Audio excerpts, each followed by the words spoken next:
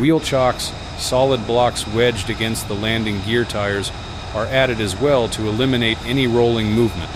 This level of securing matters more than most people realize. A fully loaded FA-18 Super Hornet weighs approximately 36,000 pounds. In a severe roll, even that kind of mass can begin to shift if the tie-downs are insufficient. Those chains are the difference between a secured aircraft and a 36,000 pounds object sliding uncontrolled across a wet steel deck. Some aircraft are moved even further, taken completely off the flight deck and lowered into the hangar bay below. This is the large enclosed maintenance deck beneath the flight deck. In storm conditions, it becomes a protected shelter. Aircraft stored there are out of the wind entirely, and the massive hangar bay doors, normally kept open for aircraft movement and ventilation, are sealed completely shut. These are heavy steel doors engineered to keep seawater out under the worst sea conditions. When they close, the hangar bay becomes a sealed, watertight space that protects both the aircraft inside and the ship's overall structural integrity. How the ship itself fights the storm. Here is something that surprises a lot of people who have never served at sea. The carrier does not just sit there and absorb the punishment. The ship actively works against the storm using its own engineering and navigation. The navigation team carefully manages the carrier's heading relative to the incoming waves. Taking massive swells straight into the bow causes severe pitching, where the entire front of the ship plunges down and then launches upward repeatedly. Taking them directly from the side causes extreme rolling. Neither is acceptable when you have billions of dollars in aircraft on deck. Instead, the carrier positions itself at a calculated diagonal angle to the waves.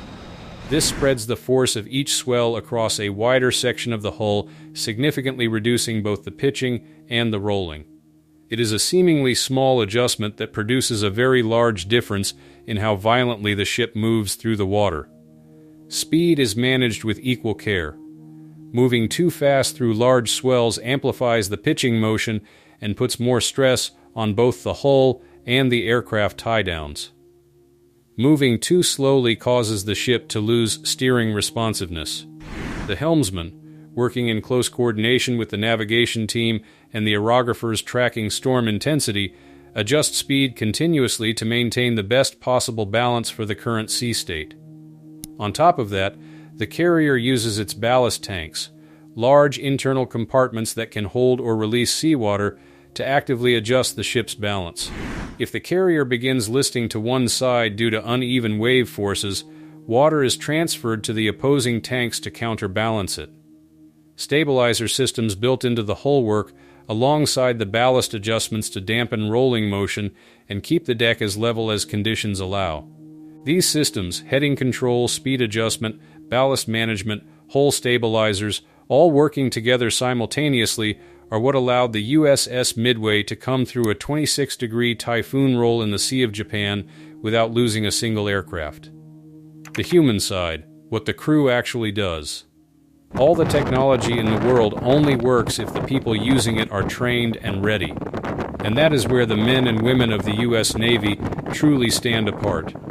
The moment a carrier enters heavy weather protocols, flight operations stop. No aircraft are launched or recovered during severe storm conditions. The risk of what is called a ramp strike, where a landing aircraft hits the rear edge of the flight deck because the ship pitched downward at the wrong moment, is too serious to accept.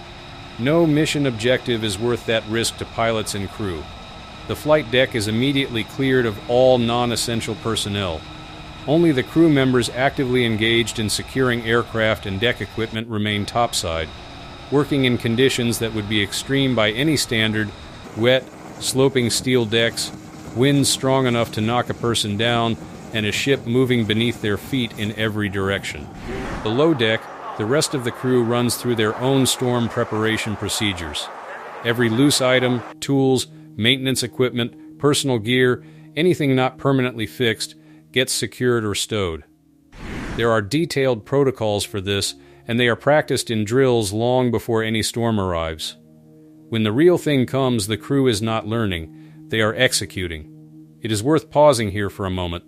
The sailors who serve aboard U.S. aircraft carriers, the ones chaining down jets in 60-mile-per-hour winds, adjusting ballast tanks through the night, monitoring storm tracks at 3 in the morning. These are professionals who have dedicated their lives to this work. The readiness they demonstrate during storm season is not accidental. It is the product of years of training, investment, and commitment by the U.S. military, and it is one of the many reasons why the U.S. Navy remains the most capable and respected naval force on the planet. Real incidents and the modern record. With all of these layers of protection working together, the U.S. Navy's modern record of protecting carrier aircraft during storms is genuinely impressive. In 2025, 2 American jets were lost from aircraft carriers, but here is the critical detail: neither of them was lost to a storm. Both losses were caused by equipment failures and sudden evasive maneuvers during operations, not weather. That fact alone tells you a great deal about how effective the storm protection system has become. The biggest aircraft losses on U.S. carriers in recent years have not come from the ocean, they have come from the unpredictable nature of combat operations. That said, the threat from storms is never dismissed. Carriers operating in the Western Pacific face typhoon season every single year. The protocols are never allowed to become casual or routine in a way that breeds overconfidence. Every approaching storm is treated as a serious threat, because the moment a commanding officer stops taking the weather seriously is the moment the ocean reminds everyone why it deserves respect. The lesson of Typhoon Cobra is not just history. It is a living part of how the U.S. Navy trains its people and prepares its ships every single day. Conclusion. Aircraft carriers are the most visible symbol of American military strength anywhere in the world. They project power, they answer crises, they protect allies, and they stand as a constant statement of what the U.S. Armed Forces are capable of. But behind every mission, behind every launch and recovery, there is an enormous amount of work happening that never makes the evening news. The sailors who chain down jets in violent winds, the aerographers tracking storm systems through the night, the helmsman managing speed and heading through 40-foot swells, the crew sealing hangar bay doors and shifting ballast in the dark. These men and women are protecting not just aircraft, they are protecting the entire fighting capability of the carrier strike group and the lives of everyone on board. $6 billion in aircraft, thousands of sailors, one ship against the full force of the open ocean, and a system of technology, engineering, and human training refined over 80 years to make sure the storm never wins. That is the U.S. Navy. And that is what it truly takes to keep billion-dollar jets safe when the weather turns ugly.